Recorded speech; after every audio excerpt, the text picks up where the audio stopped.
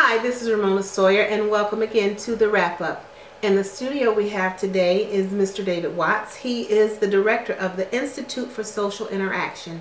What he does is stress how important nonverbal communication is in the corporate world and in relationships. David, welcome. Why, thank you so much for having me. Good to have you here. So, David, how important is it to be able to read nonverbal communication? It's vital. 93% of what we say is nonverbal. So that means 7% of what we say is verbal. And we talk a lot and we figure, oh, I'm communicating with my words and everything. But your body is also sending out signals. 93% of those signals are nonverbal. So it's very important that you know how to not only read, but also to send the correct signals. Okay. So can you give us an example? Let's say, let me create a hypothetical situation here. Let's say you're in an interview.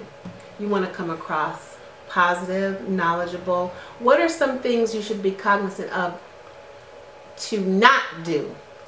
Well, I don't want to scare your viewing audience, okay, but I'm going to say something that's going to scare you. The interview is decided in the first 6 seconds. We make snap judgments. As human beings, this is just what we do. So when you go and you first send your hand for that initial meeting, the person has already sized you up, decided if you're a good fit within their team, if they want to work with you. Your resume was the only thing that got you to that point. You spend the next 30 minutes or an hour either confirming their initial theory or disproving it. So, not to be afraid when you first go in for an interview to say, oh my goodness, it's been 7 seconds, I'm probably not going to get the job. You're just going to put your best foot forward. So what we stress at the Institute for Social Interaction are some things you can do that are really important, such as direct eye contact. I know this is probably a given, but you'd be surprised how many people don't know that direct eye contact is very important. Another thing is called mirroring. And mirroring is getting your body kind of in step with the person who's actually interviewing you. Let me make sure I interview. Mirroring. So mirroring, exactly. So of course, now you don't want to do something like, suppose the person's having a bad day and you mirror them, then you're going to remind them of those bad feelings they're doing, and the interview's not going to go well. If they come in and go, oh my goodness, I got in an accident, I spilled coffee on me, I'm sorry I was late here, let's sit down. You want to wait till he's in a good place to start your mirroring. You don't want to automatically go, oh, it's okay, I understand, and do the same things, because that's just going to get him onto a negative track. Okay? So you extend your hand, direct eye contact, have a Duchenne smile. Duchenne smile is what is I'm sorry, what's that called? A Duchenne smile. Duchenne. And it was named after the individual who actually created or noticed the first what we call authentic smile. We all have social smiles where we're like, I just want to get out of here. This is terrible. How are you? I don't know you. Right. That kind of thing. And a Duchenne smile actually involves the corners of the eyes. It creates what's called the crow's feet effect. When a person is really happy and their eyes kind of squint, they're really excited to see a person, it's a genuine smile, and the body picks up on that. So a person who gives a Duchenne smile is going to be felt as more likable, easier to work with. And subsequently, did you know more politicians on their advertisements who actually display a Duchenne smile happen to get reelected more than those who just give a social smile? So the Duchenne smile is an authentic smile. An authentic smile. Where you get the crow's feet. Right. And we ladies, we don't want crow's feet. Well, in this case, you do, just temporarily. You know, then we can talk about Botox later, but you know, another thing is you also want to, people say, how do you fake an authentic smile? I just want the job. You know, I haven't worked in a year, you know.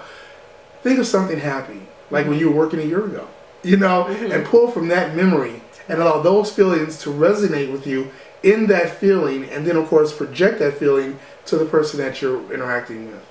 Got a question, David. How can, and this is good for ladies out here, how can you tell if a guy is on the up and up, if he's telling the truth, if he's honest, if what he's saying is real? What can I look for? Well, this is really good. You know, a lot of times, help the girls out. We absolutely. A lot of times when you go, and guys, please hope you don't take away my guide card for this. I'm just going to give you a few tips. Not all of them. You got to have something in reserve. You got to buy the book too, by the way. That's right. Absolutely. Micro expressions. You cannot hide micro expressions. In order to do this, you have to first what's called baseline or normal person. So if there's a guy that you're interested in, you know, who's come up to you and says, hey, can I sit down and talk to you? Sure, let him sit down and talk to him and talk about small things, you know, what kind of work he does or what kind of work you do and, you know, different things you may have in common. This is called getting a baseline or norming. This is what typically also law enforcement does when they're interrogating the suspect. Yes, guys, you're being interrogated because we know what your goal is. We know what our goal is. Come on, you know. Anyway, so, you know, so what happens is once you feel you're comfortable with the way the person talks, with the different facial expressions, if they move their hands a lot, then you can move on to, so, are you married? Are you dating anyone? Have you ever had homosexual thoughts? And things of this nature. And then watch swallowing reflexes. People who tend to swallow more tend to be a little more deceptive. Blink rate increases when a person is trying to hide a false truth. Wow. Okay. And of course, people, and here's another thing, people who are telling the truth will convey the truth. People who are lying will try to convince you their lie is not real. So they'll go and say, oh no, you know, last Thursday with my friend, we went to the movies, and what was playing was that movie that started at 7:15, and they have an enormous amount of details, information. But person telling the truth said we went to the movies with Tom. Because it's the truth. So absolutely. So once you can establish a baseline, then you can go and look for variances up or above from the baseline. You know, you ask the guy, you know, have you ever, you know, stolen anything from any of your ex-girlfriends? And the guy's like, what? You want something else to drink? Then you know. Okay. Maybe this guy is not somebody you should actually be dating. Now, what about that gut? You know, the gut tells us a lot too. How is it important to really listen to your gut? Well, it is really, it really is. I have a number of female clients who will say, you know, I've got that woman's intuition. So I don't really need to know my language because I was born with it. And then they call the next week and, oh my God, I didn't see this coming. It's like, really? Because sometimes that intuition is there, but you ignore it. Because you go, I can fix him. I can make him better. Or that's just me carrying, you know, baggage from another relationship. He's not really like that. When your intuition was telling you, you know, so I would say when you have those feelings, resonate with that. Listen to them, but don't say, okay, I just feel he's probably not a good guy. But put that in the back of your mind, okay, I'm feeling a little apprehensive, but let me see where this is going. And they always say, I think it was, it wasn't it Van Zandt, was it Maya Angelou, who said when a person tells you about themselves, listen. So a person says, hey, no, I'm a player from the Himalayas.